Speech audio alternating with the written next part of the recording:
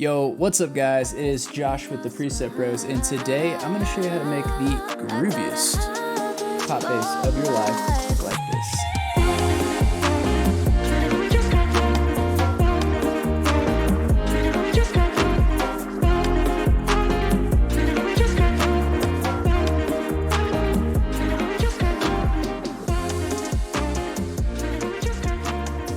Alrighty guys, so that was the sound we're working on today, and just a heads up, we do have a whole free preset pack down below that you can get for free, so definitely go down and check that out. It's just kind of like a sample of all of our packs kind of combined into this ultra free pack, so you can kind of get a taste, get moving and grooving in your DAW with some top quality sounds. So subscribe if you guys want to. We pump out some good content, so without any further ado, let's jump in.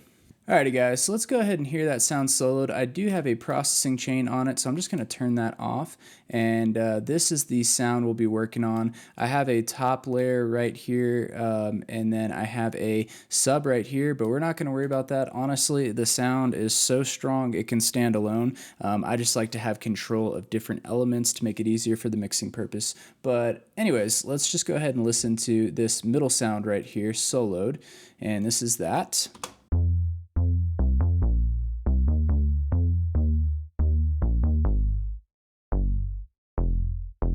And I can go ahead and also play all three sounds for you guys so you can get an idea. Really quick, I do have a low cut cutting out the sub frequencies on the sound we'll be working on, just so it doesn't get in the way of the sub bass. So here's all three sounds together.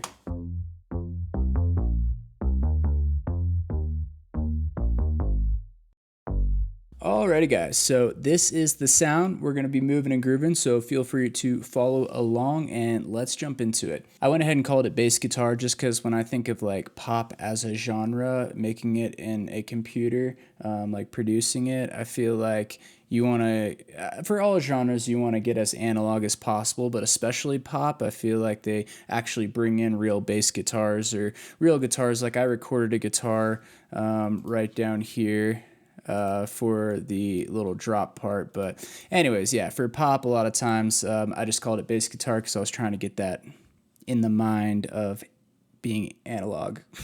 All right, let's jump into the sound. For oscillator A, I have the basic CJW sound wave, and I have the wavetable position all the way to the right. I have bend plus and minus on the warp section at -50%. I have the level knob all the way down, and you will find out why here in a second. Moving on to oscillator B, I have -1 on the octave. I have the wavetail position of number 2, kind of getting that saw wave vibe. Nothing on the warp knob, and the level at 79. Next, I am sending these wavetables over into the filter. I went with an MG Low 12. I have the cutoff at 56 Hertz. I have the res at 44, and that's pretty much all that's going on. Don't forget to check the A and B, otherwise it won't route these through the filter. Very important. And that's kind of the tonality aspect of the sound. Let's jump into the shaping of the sound. So for shaping the sound, I have envelope 1, and boy, it is putting in some work. So let's get with the shape really quick, then we'll talk about the modulation. So for the attack, I have 1.9 milliseconds. For decay, I have 570 milliseconds. For the sustain, I have -20 dB, and for the release, I have just a slight release of 216 milliseconds. Now, what is this even doing? Let's have a look at that. So for envelope 1, I am modulating the volume over here.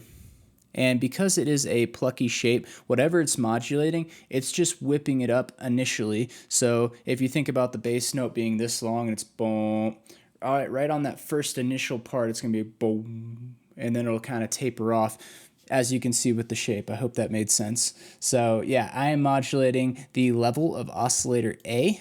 And so if you think about these two wavetables, B is kind of carrying the overall sound, and A is kind of giving it that crispy, nice little hit right at the beginning of the sound. Next, I'm also modulating the cutoff knob, which is again whipping it up into the higher frequencies to kind of let it breathe for a second to then kind of taper off to make it a little more plucky. And I'm modulating that by 34. The res, I'm going the opposite direction, so you can just crank that all the way down to -100.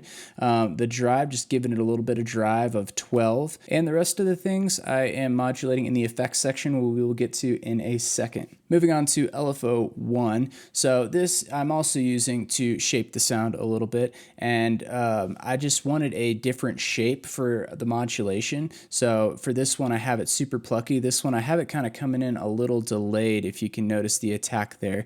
I have it on the envelope setting and the rate is 1/4. Now what am I modulating?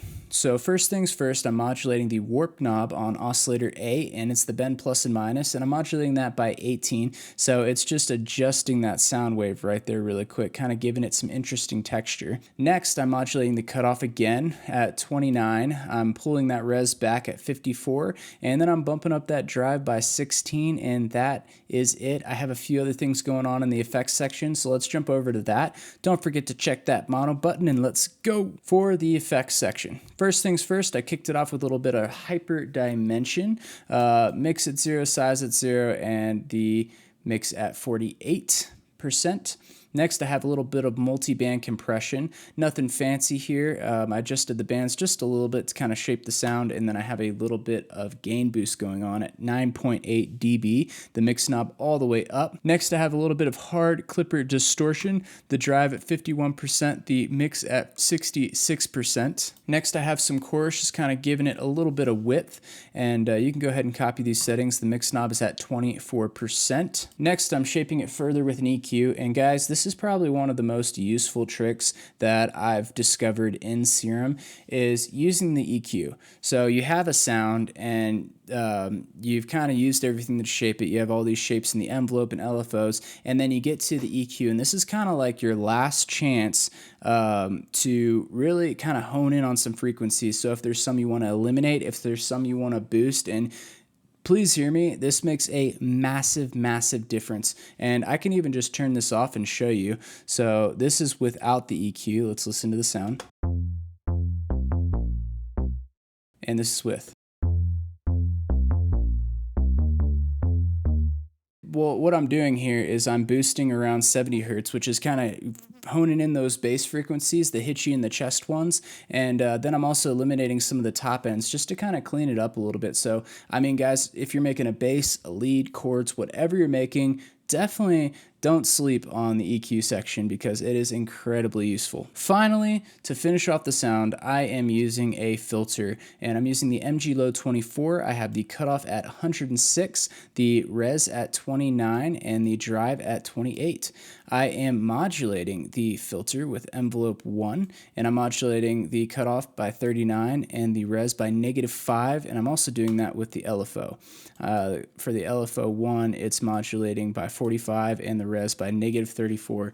And again, another super useful tip that I do all the time is anytime you're adding some multiband compression or distortion, a lot of times it can add additional harmonic frequencies and make your sound kind of staticky in the top end.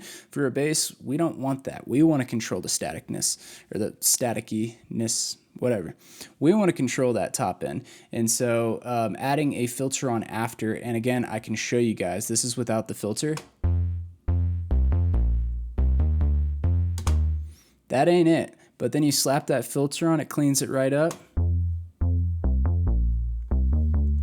Do not sleep on the filter section. Super, super useful. It's a great way to be able to beef your sound up here in the effects and then finish off by kind of honing it all together, cutting off some of those highs, and yeah, just super, super powerful. And that's pretty much the sound. All right, guys, just to wrap up, if you want to be like me and really complicate it and have 3 different layers, I'm just going to briefly walk through what I did. So for the mid bass, the one we just made, which is the main kind of sound, I went ahead and I threw an EQ on it, and I cut out the lows at 100 hertz. Just did a nice sharp cut, 36 dB on the curve, and yeah, sharp cut. And you might ask, Josh, well then what did you put down there? Well, that's a great question. I went ahead and put a sub bass, and this is what that sounds like. If you are wearing headphones, you'll hear it.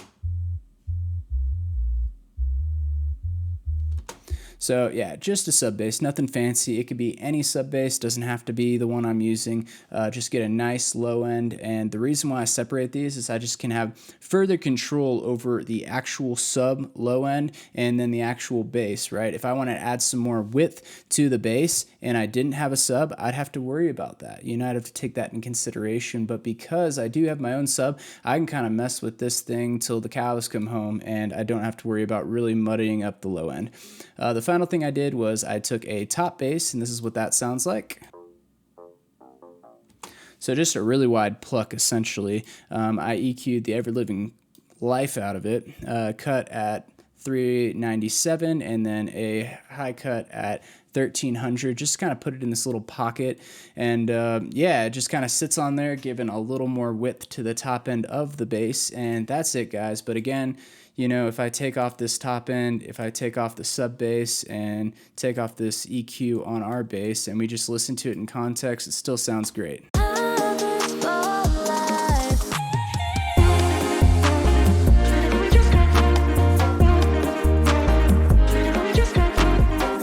So yeah, it really unnecessary to do all that, but I really am particular about my sounds. Anyways, so that's what I did. Yeah. Alrighty guys, that is the video. I hope you learned something. I hope you got inspired. Yeah, I didn't mention this in the beginning, but this is kind of like in the Surfaces style. I don't know if you know the group Surfaces. Super awesome, kind of chill, tropical vibes, poppy vibes, really awesome. And yeah, that was kind of the style I was going for. If you guys have any questions or there's any sounds in the video that you're like, hey bro, that's a cool sound, but I really like that other one, put a comment down below and I'd love to do a video on any of the sounds in this whole song. So definitely do that. We love to see it. Also guys, if you haven't, definitely go down below and check out the free pack we're giving away. It's free. I mean, there's no reason you shouldn't go download that and just be like, I want to check out these sounds. You know, they're incredible sounds. They're super cool, super awesome. Kind of get you going if there's a genre you're a little unsure about venturing and you don't want to spend hundreds of dollars on different packs. Go download our free pack. But if you want to do one better, we have packs in almost every genre. The price of a coffee is super reasonable. For $4.99, you can try out any genre you want, essentially. So yeah, definitely do that. Don't forget to like, share, and subscribe. And as always, stay creative.